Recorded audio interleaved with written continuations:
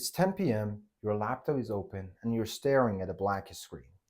Deep down, you know you want to become a front-end developer, the one that everyone admires for building clean and beautiful websites. But something's not working. You watch tutorials, tried courses, and maybe open code editors, but nothing sticks. You feel stuck, overwhelmed, or maybe a little frustrated. But here's the truth, you are not missing talent, you are missing the right path.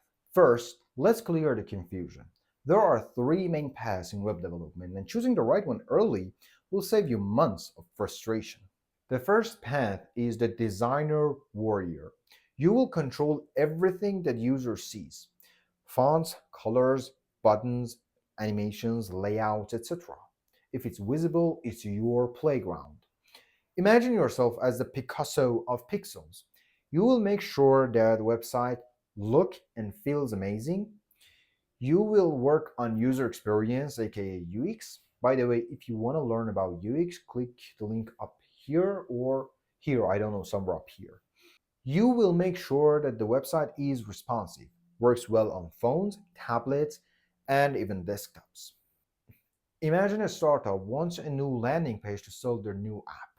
You will create a hero section with an eye-catching gradient, interactive buttons, and animation. Users will be impressed by that and stay longer. So staying longer will be equal to increasing sales, and this is what that startup wants.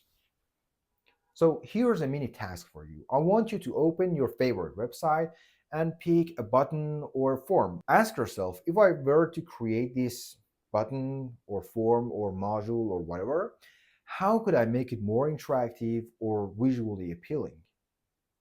I want you to comment your code down below and I'll review it, or even I will make a new video on it.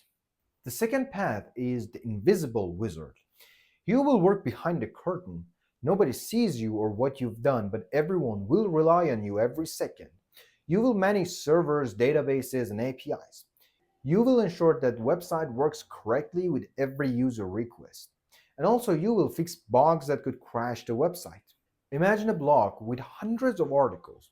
You, as the backend developer, will make sure that every time someone clicks the load more button, the article appears instantly without slowing down or crashing the site. Mess this up, and the users will be frustrated and leave.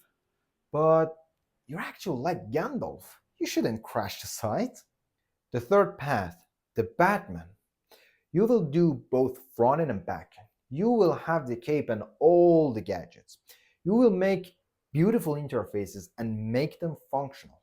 You understand the entire web ecosystem from UI UX to server logic, and companies love full stacks because they bridge the gap between design and function.